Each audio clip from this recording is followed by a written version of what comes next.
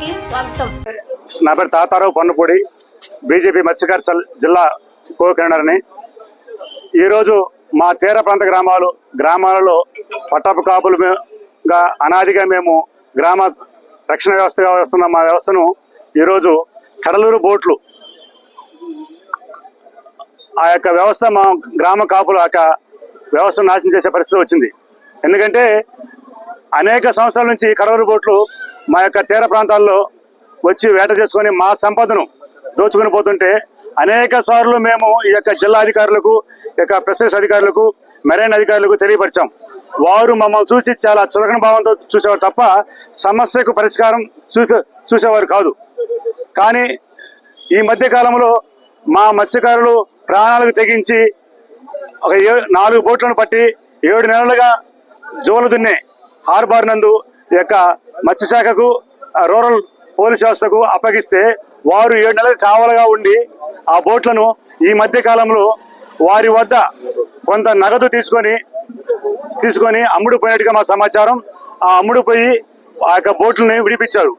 ఈ యొక్క విడిపించడం వల్ల మా యొక్క గ్రామ కాపులలో, గ్రామస్తులలో, యువకులలో ఆందోళన జరిగింది.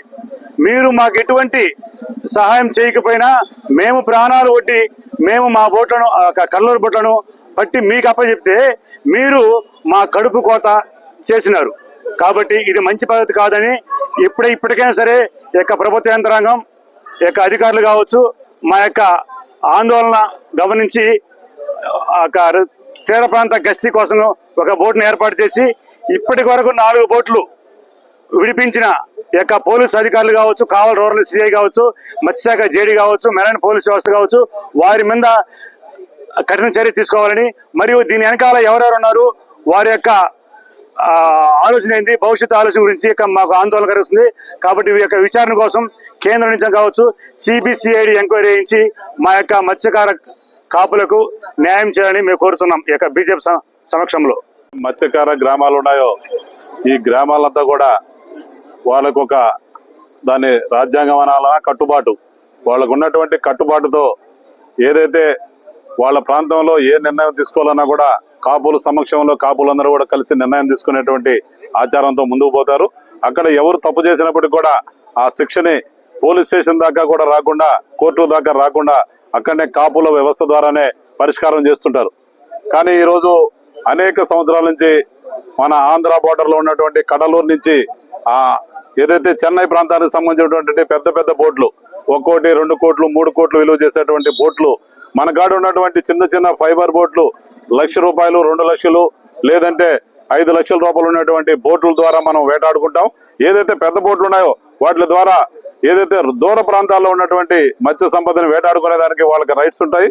కానీ వాళ్ళు ఏదైతే అంచుల్లోకి వచ్చి ఏదైతే చిన్న చిన్న బోట్లు వేటాడే ప్రాంతంలో వచ్చి వాళ్ళు వేసిన వలలని ఆ పెద్ద బోట్ల ద్వారా తెగిపోవడం, అదేవిధంగా ఆ పెద్ద బోట్ల ద్వారా ఈ చిన్న బోట్లు ఎవరన్నా వాళ్ళని మాట్లాడినప్పుడు ఆ పెద్ద బోట్ల ద్వారా చిన్న బోట్లు కొట్టినప్పుడు వీళ్ళందరూ కూడా తిరగబడిపోయి వాళ్ళకి దెబ్బలు తగిలి, అదేవిధంగా ఏదైతే చెయ్యి ఇరిగినా కాలు ఇరిగినా కూడా ఈత కొట్టలేని పరిస్థితిలో చనిపోయినటువంటి సంఘటనలు చాలా ఉన్నాయి.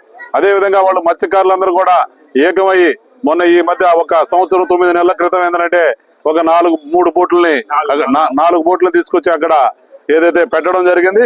అదేవిధంగా దానిని మైపాడు గ్రామం అన్ని పాళ్యాలకు కూడా పెద్దతనంగా వ్యవహరిస్తున్నటువంటి మైపాడు గ్రామంలో వాటిలన్నింటినీ పెట్టి దానికి అక్కడ ఉన్నటువంటి జువ్వలు తిన్న ఇసుకపాడం పెద్దది, అన్ని పాళ్యాలకు కూడా అన్నిటికన్నా కూడా ఇసుకపాడం పెద్దది కాబట్టి వాళ్ళ ఆధ్వర్యంలో హార్బర్ లో పెట్టి వాటిలన్నింటినీ కూడా ఆడ పెట్టి ఉన్నప్పుడు అక్కడ ఉన్నటువంటి పోలీసు అధికారులు ఏం చేస్తున్నారు, ఏదైతే పోలీసు అధికారులే దాన్ని దొంగతనంగా బయటికి పంపించడం అనేది ఇది తీరని నేరం.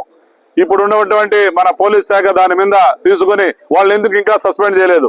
ఏదైతే ఒక వస్తువు అక్కడ ఆపెట్టినప్పుడు దాన్ని పంపించేటప్పుడు దొంగతనంగా పంపించాల్సిన అవసరం ఏంది? పోలీసు మాట్లాడి అక్కడ ఉన్నటువంటి ప్రజలతో సమస్యను పరిష్కారం చేసి తర్వాత పంపించవచ్చు కదా. దొంగతనంగా పోలీసులే పంపించినప్పుడు ఎవరు దీంట్లో దొంగలు? అదేవిధంగా ఏదైతే దొంగతనంగా పంపించినటువంటి ప్రతి అధికారిని సస్పెండ్ చేయాలి. అదేవిధంగా ఏదైతే పాళ్యాల్లో ఉన్నటువంటి ఒక కట్టుబాటుని ఈ రోజు అనైక్యత ఏర్పాటు చేసి ఒక్కొక్క గ్రామానికి తగువ పెట్టి ఈ రోజు పాళ్యాల్లో ప్రశాంతత లేకుండా చేసినటువంటి ఎవరున్నటువంటి దాని వెనకాల ఉన్నటువంటి ఉన్నత అధికారులు కావచ్చు, అదేవిధంగా దాని వెనకాల ఉన్నటువంటి ప్రజా ప్రతినిధులు కావచ్చు, ఎవరినైనా కూడా దీంట్లో కఠినంగా శిక్షించాలని చెప్పి మేము భారతీయ జనతా పార్టీ మత్స్యకార సెల్ ఆధ్వర్యంలో మేము డిమాండ్ చేస్తున్నాం. ఖచ్చితంగా దీని మీద పరిష్కార మార్గం దీనికి కఠిన చర్యలు తీసుకుని ప్రతి ఒక్కరిని కూడా క్రమశిక్షణ చర్యల కింద ప్రభుత్వ ఉద్యోగులను సస్పెండ్ చేయాలి. అదేవిధంగా దాన్ని తీసుకున్నటువంటి రాజకీయ నాయకుల్ని ఏదైతే పార్టీకి సంబంధించినటువంటి వ్యక్తులు ఉంటారో ఆ పార్టీ దాని మీద కూడా నిర్ణయం గట్టిగా తీసుకోవాలని చెప్పి మేము మత్స్యకార సెల్ తరఫున డిమాండ్ చేస్తున్నాం.